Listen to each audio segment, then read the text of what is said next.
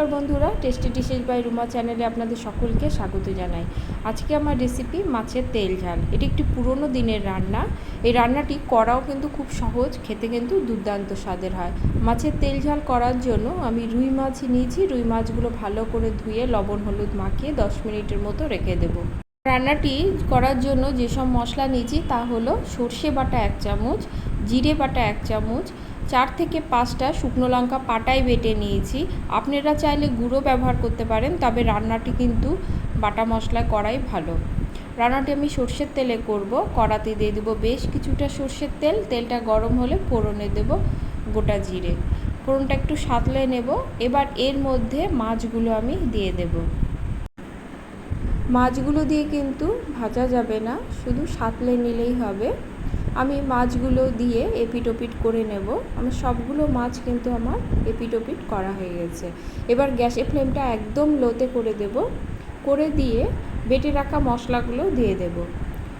আমি 1.5 চামচের মতো দিয়ে দিলাম জিরে বাটা, 1 চামচ সর্ষে বাটা আর শুকনো লঙ্কা বাটাটা দিয়ে দেব। মশলা ধোয়া জল দিয়ে দেব। স্বাদ অনুসারে দিয়ে দেব নুন।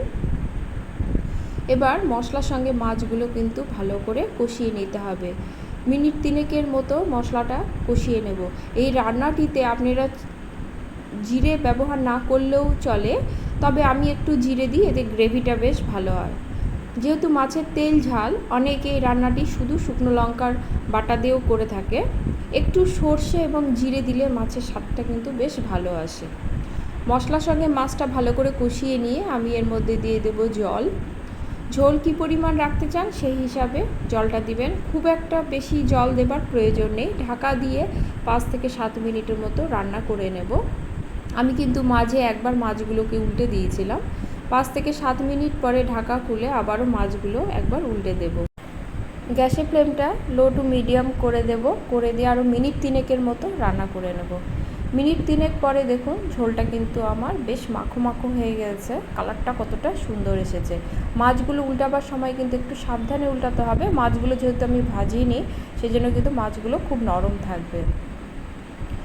আজকে আমার এই মাছের রেসিপি আপনাদের যদি ভালো লেগে থাকে লাইক কমেন্ট করবেন এবং সাবস্ক্রাইব করে পাশে থাকবেন, এবং রেসিপিটি ভালো লাগলে বাড়িতে তৈরি করার অনুরোধ রইল। আমার রান্নাটি কিন্তু হয়ে গেছে। গ্যাসের ফ্লেমটা আমি এবার অফ করে দেব। একবার দেখিয়ে দেব, দেখুন কতটা সুন্দর কালার এসেছে। এই রেসিপিটি থাকলে আমি গ্যারান্টি দিয়ে বলতে পারি আর কোনো রেসিপির প্রয়োজন পড়বে না। আজ তাহলে এই পর্যন্তই। দেখা হবে পরের কোনো রেসিপি নিয়ে। সকলে খুব ভালো থাকবেন।